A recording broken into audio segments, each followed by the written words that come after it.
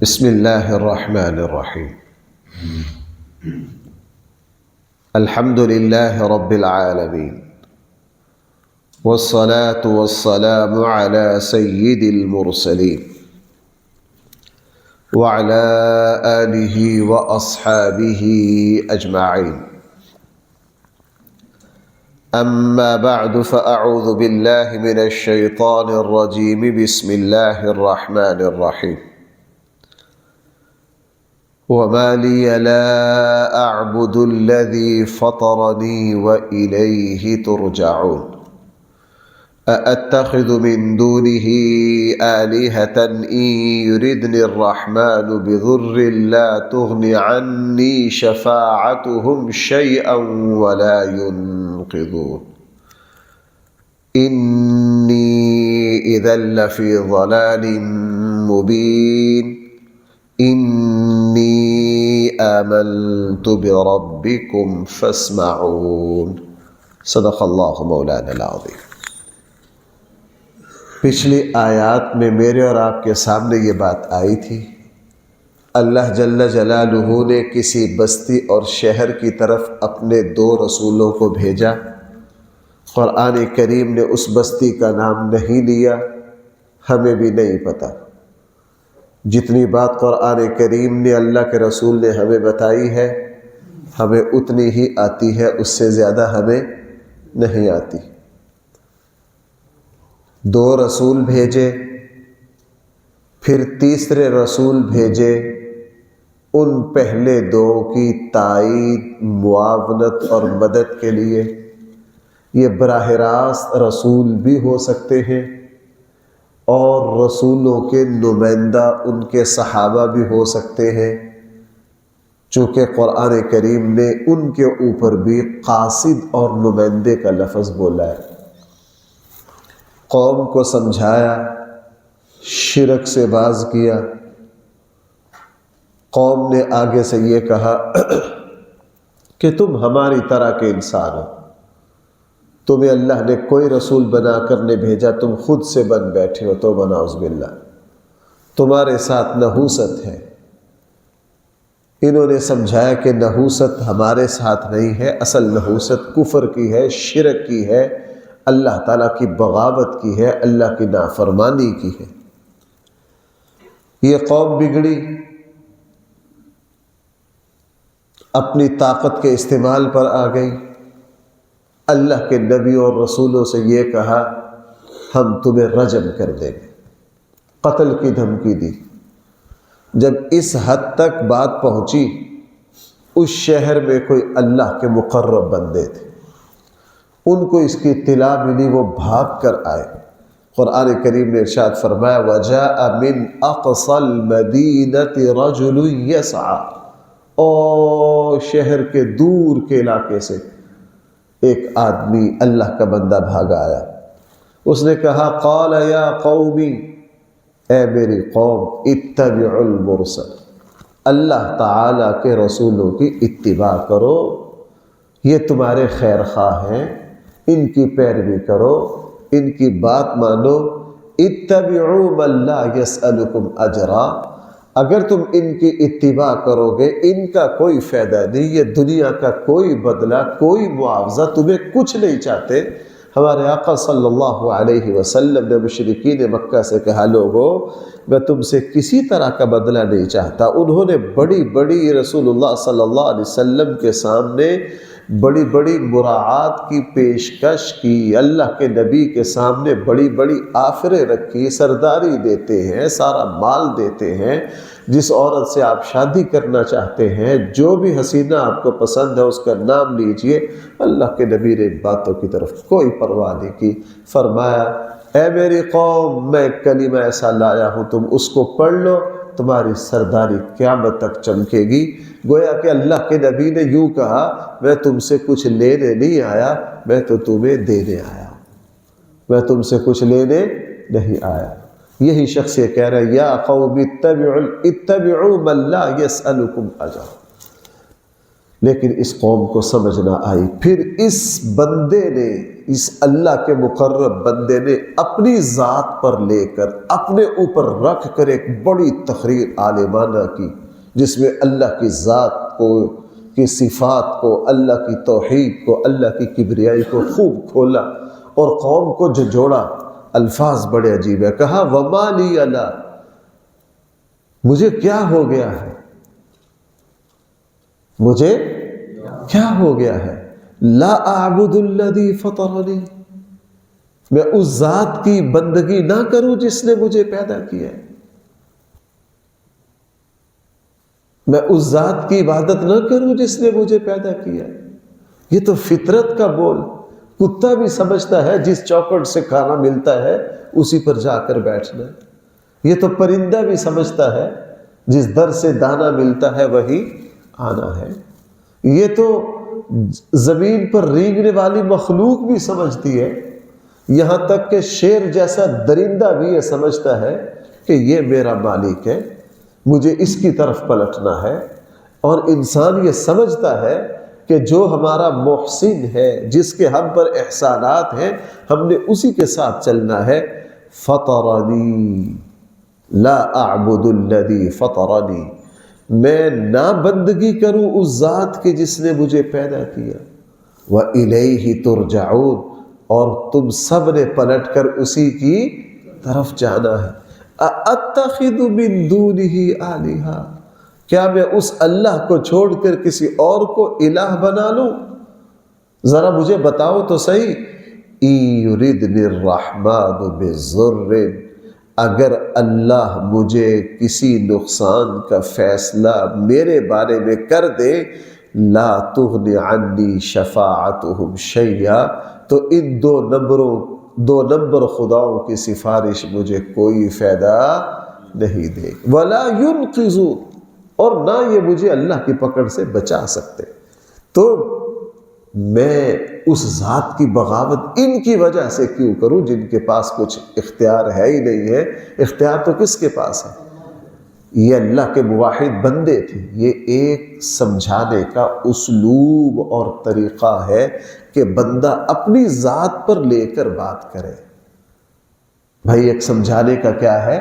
طریقہ ہے کہ اپنی ذات پر بندہ اپنی ذات پر رکھ کر بات کرے۔ یار اگر میں یوں کروں گا تو مجھ سے بڑا نمک حرام کوئی نہیں، اگر میں یوں کروں گا مجھ سے بڑا نالائق کوئی نہیں، اگر میں اس طرح کام کروں گا تو یہ مجھے زیب نہیں دیتا۔ اپنی ذات پر رکھ کر سمجھایا کہ اگر میں یوں کروں انی اذا لفی ضلال مبین، تو یقیناً میں تو اس وقت بہت کھلم کھلا گہرائی گمراہی میں ہوں کہ اپنے مالک کو چھوڑ کر دوسری جگہ ذلیل ہو رہا۔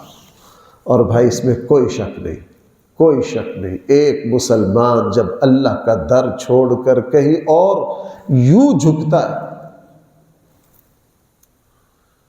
جہاں اللہ کے سامنے جھکنا چاہیے، اس وقت اللہ کی ذات تو بہت ہی حساس ہے توحید پر۔ خود کلمہ پڑھنے والوں کو اس سے بڑی تکلیف ہوتی ہے کہ یہ کیا کر رہے ہیں، یہ لوگ کیا کر رہے ہیں۔ ایسے ماحول میں جا کے بندہ خود دکھی ہو جاتا ہے کہ یار یہ لوگ یہ کلمہ پڑھنے کے باوجود کیا کر رہے ہیں، یہ کلمہ پڑھنے کے باوجود کیا کر رہے ہیں۔ فرمایا وہ شخص کی اس کی تقریر آگے جا، انی آمنت بربکم فاسمعون، بے شک میں ایمان لاتا ہوں تمہارے رب پر۔ یہاں یہ نہیں کہا میرے رب پر، کیا کہا کہ نالاقو وہ تمہارا بھی رب ہے، چونکہ تمہیں بھی اسی نے پیدا کیا ہے۔ انی آمنت بربکم، بے شک میں ایمان لاتا ہوں تمہارے ہی رب پر، فاسمعون، اور لوگوں میری بات کان کھول کر سنو۔ جب انہوں نے، وہ تو نبیوں کے قتل کے در پہ تھے، یہ شخص کھڑے ہوئے، یہ شخص کیا ہوئے؟ کھڑے ہوئے، اور انہوں نے اس دلیری کے ساتھ یہ فریضہ ادا کیا۔ بھائی یہ کہنا آسان ہے، یہ کیا ہے؟ کہنا آسان ہے،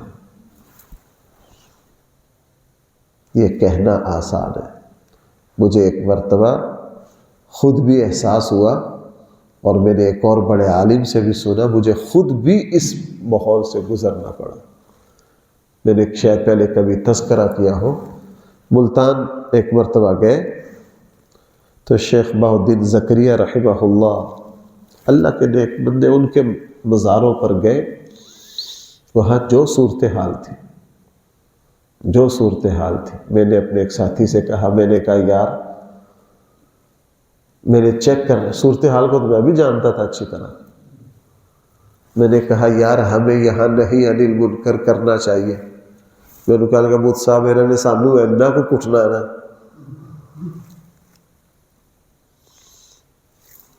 حقیقت یہ ہے کہ وہاں اپنا ملک مسلمان آگے جرت ہے، ایسے موقع پر انبیاء کی عظمت کا کیا کہنا، پورے معاشرے کے مقابلے پر کھڑے ہو کر اللہ کی صدا بلند کرنا، کلمہ حق کہنا، یہ بہت مشکل ہے، اس شخص نے پوری قوم کے سامنے، اس وقت جب قوم ان نبیوں کے قتل کے در پہ، اور یہی عظمت ہے سیدنا صدیق اکبر رضی اللہ عنہ کی، یہی شان ہے کس کی؟ سیدنا صدیق اکبر۔ شروع اسلام میں حضرت علی ایمان لائے 12-13 سال کے یا کچھ بڑی عمر کے بچے۔ حضرت خدیجہ الکبریٰ رضی اللہ عنہا حضور کی زوجہ ہے، عظیم الشان، بڑی خدمات ہے۔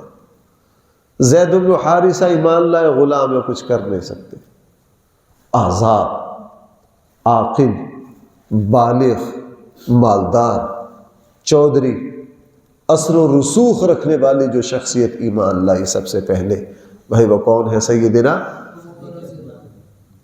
صدیق اکبر رضی اللہ عنہ۔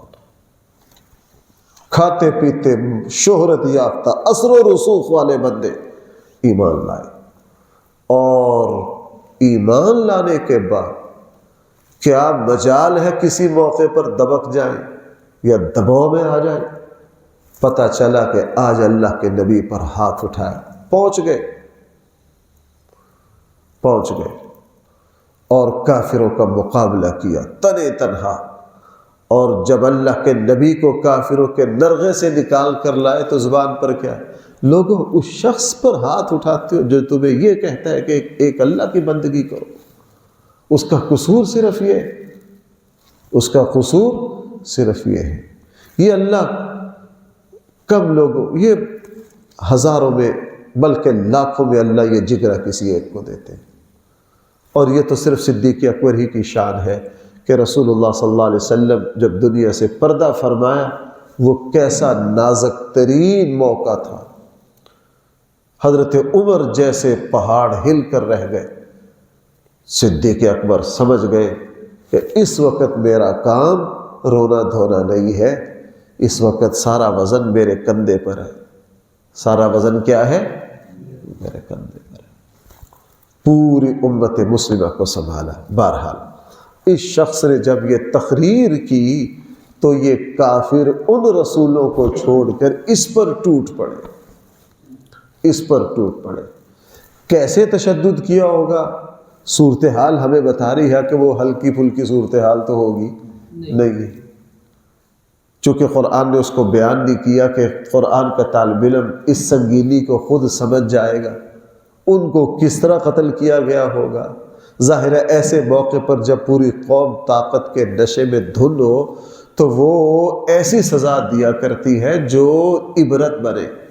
نمرود نے ابراہیم خلیل اللہ علیہ السلام کو جو اتنی لمبی چوڑی آگ میں ڈلوایا، مقصد مارنا نہیں تھا، وہ تو 1 منٹ کا کام تھا، وہ تو پوری قوم پر دہشت اور اپنا رعب اور دبدبا بٹھانا تھا تاکہ ابراہیم علیہ السلام کے نقش قدم پر کوئی اور نہ چلے۔ ایسے موقع پر صرف اس شخص کو ختم کرنا مقصد نہیں ہوتا بلکہ دوسروں پر اپنا رعب بٹھانا ہوتا ہے۔ انہوں نے کیا کچھ ظلم کیا ہوگا اس کو سمجھ سکتے ہیں۔ ان کو شہید کر دیا گیا، اس شخص کو کیا کر دیا گیا؟ شہید کر دیا گیا۔ جس طرح کل میں نے بتایا تھا حضرت عروہ بن مسعود ثقفی رضی اللہ عنہ کو شہید کیا گیا۔ بہرحال جب ان کو شہید کر دیا گیا، قرآن آگے فرما رہا ہے جب یہ شہید ہو گئے قیل ادخل الجنہ، اللہ تعالیٰ کی طرف سے ان کو آرڈر مل گئے ادخل الجنہ، کہاں داخل ہو جاؤ؟ جنت میں داخل ہو جاؤ، جنت میں پہنچ جاؤ۔ یہ کیا، یہ ابھی شہید ہوا ابھی جنت میں؟ علماء نے اس کے دو مطلب لیے، دونوں صحیح۔ بعض اہل علم نے فرمایا یہ جملہ حقیقی معنی میں، مجازی معنی لینے کی ضرورت نہیں ہے، کہ اللہ تعالیٰ میدان محشر کے مراحل کے بعد کسی کو جنت میں پہنچائیں گے، لیکن کسی کو اللہ تعالیٰ اس اصول کے خلاف راضی ہو کر وفات کے فوراً بعد کہاں پہنچا سکتے ہیں؟ جنت میں پہنچا سکتے ہیں۔ یہ معنی لینے میں بھی کوئی حرج نہیں۔ دوسرا معنی، رسول اللہ صلی اللہ علیہ وسلم نے فرمایا قبر جو ہے جنت کے باغوں میں سے ایک باغ، یعنی برزخ میں بھی، قبر کے مراحل میں بھی اللہ تعالیٰ کی طرف سے حدیث میں کیا ہے، قبر جنت کے باغوں میں سے ایک باغ ہے، یعنی برزخ میں بھی اللہ تعالیٰ کی طرف سے جنت کی کھڑکی کھول دی جاتی ہے، جنت کی ہوائیں اور جنت کے مزے ان کو دیے جاتے ہیں۔ تو اگر یہ دوسرا معنی لیا جائے کہ جیسے ہی وفات کے بعد برزخ میں پہنچے، ان پر ان کے برزخی مقام کو جنت کا باغ بنا دیا گیا، جنت کی کھڑکیاں کھول دی گئی، تو جو معنی لیا جائے ٹھیک ہے۔ قیل ادخل الجنہ، ان سے کہا گیا تم کہاں داخل ہو جاؤ۔ اب یہ بندہ کیا کہہ رہا ہے؟ آئے ہائے، یہ بندہ کیا کہہ رہا ہے؟ قال، اس بندے نے کہا یا لیت قومی، کاش میری قوم جان لیتی، کاش میری قوم کیا جان لیتی، بما غفر لی ربی، میرے رب نے مجھے کیا کر دیا ہے؟ بخش دیا ہے، وجعلنی من المکرمین، مجھے اپنے مکرم بندوں میں شامل کر لیا گیا۔ انہوں نے مجھے ذلیل کر کے مارا، اور مار کر سمجھا کہ ہم نے اپنا مدعا اور اپنا مقصد پا لیا ہے۔ ان کو کیا پتا کہ سانس نکلتے ہی میرے اللہ نے میرے ساتھ کس عزت کا معاملہ کیا۔ تو انسان کی فطرت ہے، جب اس پر ظلم اور زیادتی کی جائے نا، اور اللہ کی طرف سے اس کو کامیابیاں ملی، تو پھر اس کا جی چاہتا ہے میں ان بدبختوں کو بتاؤں جو مجھے مٹانا چاہتے تھے کہ میرا اللہ نے مجھ پر کیا فضل کیا۔ یہ انسان کے ایک فطری جذبات ہے کہ جن لوگوں نے مجھے ذلیل کرنے کی کوشش کی، میں ان کو بتاؤں کہ عزت کس کے ہاتھ میں ہے؟ اللہ کے ہاتھ میں ہے۔ جن لوگوں نے مجھے مٹانا چاہا اور میرے اللہ نے مجھے ایسے ایسے نواز دیا۔ عجیب الفاظ ہے، قال یا لیت قومی یعلمون بما غفر لی ربی وجعلنی من المکرمین۔ آگے قرآن کریم نے پھر ایک بات ارشاد فرمایا، قرآن کریم نے ارشاد فرمایا وما انزلنا علی قومہ من بعدہ، ہم نے اس قوم کے بعد نہیں نازل کی کسی قوم پر من جند من السماء، آسمان سے کوئی لشکر، وما کننا منزلین، نہ ہم تھے اس کو اتارنے والے۔ یعنی اس قوم کے بعد ہم نے جب کسی کو تباہ کیا نا، ہمیں کوئی لمبے چوڑے لشکر کی، کسی حملے کی، یلغار کی ضرورت نہیں پڑی۔ اس کے بعد ہم نے جب بھی کسی قوم کو مٹایا تو ہم نے کیا کیا؟ ان کانت الا صیحۃ واحدہ، صرف ایک ہی جھٹکا کافی تھا، فرشتے کی ایک ہی چیخ کافی تھی۔ یہ نہیں کہ اس قوم پر حملہ کے لیے ہمیں پہلے وارننگ دینی پڑی، پھر اپنے لشکروں کو حرکت دینی پڑی۔ جس طرح دنیا میں جب کسی ملک پر حملہ کرنا ہوتا ہے، پتہ نہیں کیا کیا جتن کرتے ہیں لوگوں، یہ تمہیں کرنے پڑتے ہیں، ہمیں کوئی انتظام کرنا، صرف الا صیحۃ واحدہ، ہم نے ایک چیخ بھیجی، فرشتے نے اس قوم میں ایک چیخ ماری، فَإِذَا هُمْ خَامِدُونَ، ہم نے ان سب کو مٹا کے رکھ دیا، ہم نے ان سب کو کیا کر دیا؟ ملیا میٹ کر دیا۔ اور یہی اللہ کی شان ہے، اللہ جب کسی کو پکڑنا چاہے تو اللہ تعالیٰ کو کوئی پاپڑ بیلنے نہیں پڑتے، بس وہ جملہ اکثر درس میں آتا ہے اذا اراد شیئا ان یقول له کن، ہم جب کوئی فیصلہ کرتے ہیں ہم کن کہتے ہیں وہ ہو جاتا، اوپر سے جو چاہو کرتے رہو، اوپر سے جو چاہو کرتے رہو۔ ہماری پکڑ ایسے راستوں سے آتی ہے، ایک ظالم شخص ہے، ہسپتال میں پڑا ہے، ساری زندگی ظلم کی داستانیں رقم کی ہے، اور اس کے اوپر دنیا کی تمام سہولتیں موجود ہیں، لیکن اندر سے وہ تڑپ رہا ہے، اس کو نہ کوئی ڈاکٹر رو پاتے ہیں۔ اب پکڑ کہاں سے آئی؟ قرآن نے کہا ما ظننتم ان یخرجوا وظنوا انہم مانعتہم حصولہم من اللہ، اللہ ایسے راستوں سے پکڑتا ہے کسی کو سمجھ نہیں آتی۔ آگے اللہ تعالیٰ ایک شکوہ کر، یا حسرۃ علی العباد، لوگوں پر افسوس ہے، ما یأتیہم من رسول، جب بھی ان کے پاس کوئی رسول آیا، الا کانوا بہ یستہزئون، انہوں نے ان کا کیا اڑایا؟ مذاق اڑایا۔ الم یروا کم اہلکنا، اس پر لوگوں نے غور نہیں کیا، ہم نے ان سے پہلے من القرون، زمانے کے زمانے، جماعتوں کی جماعتیں ہم نے ہلاک کر دی، انہم الیہم لا یرجعون، جنہوں کو ہم نے ہلاک کیا وہ زمین پر دوبارہ پلٹ کر واپس نہیں آئے۔ وَإِن كُلٌّ لَمَّا جَمِيعٌ لَدَيْنَا مُحْضَرُونَ، لوگوں ان سب کے سب کو لدینا محضرون، ہمارے سامنے حاضر کر لیا جائے گا، ہم اپنے سامنے کیا کر لیں گے؟ پیش۔ جن کو ہم نے مٹایا ہے دنیا نے پھر ان کو دیکھا نہیں ہے، پھر ان کو دیکھا نہیں ہے۔ اللہ تعالیٰ مجھے اور آپ کو، الفاظ تو سخت ہے بھائی، جب بھی کبھی ہم اس موقع پر، اس رستے پر، اس سرخ نشان کی طرف بڑھے جہاں اللہ تعالیٰ کی پکڑ آتی ہے، اللہ تعالیٰ ہمیں اس سے بہت پہلے سنبھلنے کی توفیق عطا فرمائے۔ اللہ تعالیٰ ہمیں بہت جلدی اپنی غلطی کو دور کرنے کی توفیق عطا فرمائے۔ میں یوں کہہ سکتا ہوں اللہ تعالیٰ ہمیں کبھی بھی نشان عبرت نہ بنائے۔ جب ہم کبھی غلط راہ پر چڑھنے لگے، اے میرے اللہ ہمیں شروع میں ہی سنبھال لے، ہمیں شروع میں ہی سنبھال لے کہ ہم صراط مستقیم سے نہ اترے۔ اللہ تعالیٰ مجھے اور آپ کو صحیح سمجھ عطا فرمائے۔ الحمدللہ رب العالمین، والصلاة والسلام علی سید المرسلین وعلی آلہ واصحابہ اجمعین۔ ربنا آتنا فی الدنیا حسنہ وفی الآخرة حسنہ وقنا عذاب النار۔ صلی اللہ تعالی علی خیر خلقہ سیدنا و مولانا محمد وآلہ واصحابہ اجمعین برحمتک یا ارحم الراحمین۔